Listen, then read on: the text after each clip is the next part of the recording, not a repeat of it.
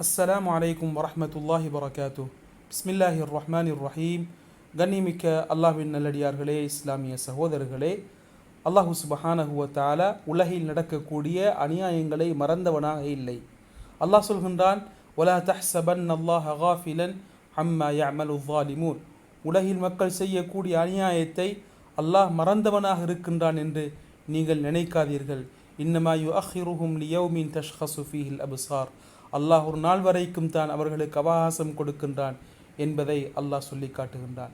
அன்பானவர்களே, அல்லாஹ் தனக்கே ஹராமாக்கிய ஒன்றுதான் அநியாயமாக இருக்கின்றது. யா இபாதி இன்னி ஹர்ரம்து ஸுல்ம அலா நஃப்ஸி.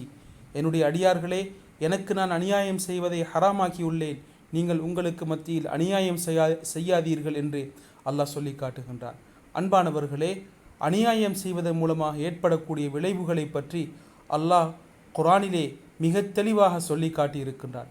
முதல் விளைவுதான், யார் அநியாயம் செய்வானோ உலகிலும் வெற்றி பெற மாட்டான், மறுமையிலும் வெற்றி பெற மாட்டான் என்பதை அல்லாஹ் நிச்சயித்து சொல்கின்றான். இன்னஹு லா யுஃப்லிஹு ஸாலிமூன்.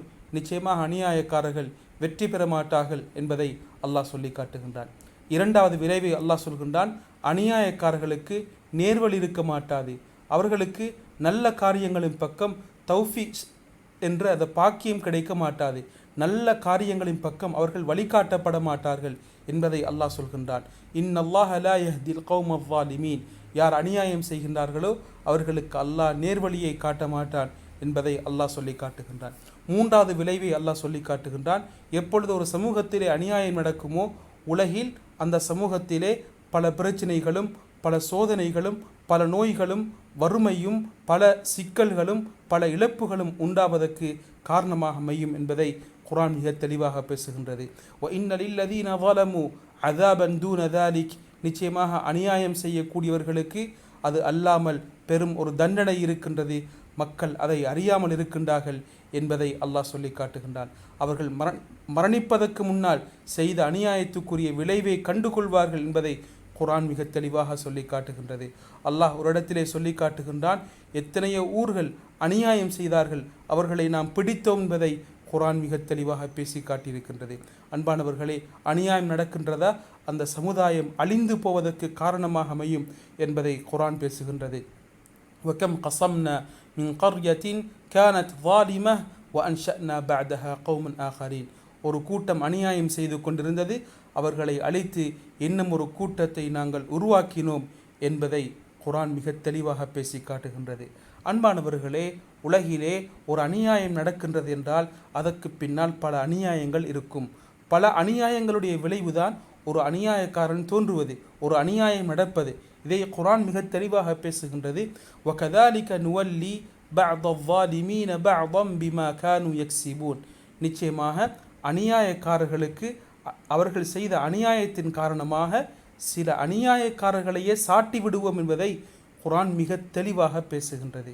அன்பானவர்களே, நபி ஸல்லல்லாஹு அலைஹி வஸல்லம் அல்லாஹ்விடத்தில் செய்த ஒரு துஆ தான், அல்லாஹும்ம லா துஸல்லித் அலைனா மன் லா யகாஃபுக வலா யர்ஹம்னா. யா அல்லாஹ், உன்னை பயப்படாத, எங்களுக்கு இரக்கம் காட்டாதவனை எங்களுக்கு நீ சாட்டி விடாதே யா அல்லாஹ் என்று துஆ செய்கின்றார்கள். அன்பானவர்களே, எங்களுடைய செயற்பாடுகள் தான் எங்களுக்கு நியமிக்கப்படக்கூடிய ஆட்சியாளர்களாக இருக்கின்றார்கள். எமது செயற்பாடுகள் மிகச் சிறப்பாக இருக்கும் என்றால் நிச்சயம் எமக்கு தோன்றக்கூடிய ஆட்சியாளர்களும் மிகச் சிறப்பாகத்தான் இருப்பார்கள். இந்த சூழ்நிலையிலே நாம் அனைவரும் எமது நல்லமல்களை நாம் சரி செய்து கொள்வது கட்டாய கடமையாக இருக்கின்றது. எமது சொந்த வாழ்க்கையின் பக்கம் திரும்புவது கட்டாய கடமையாக இருக்கின்றது.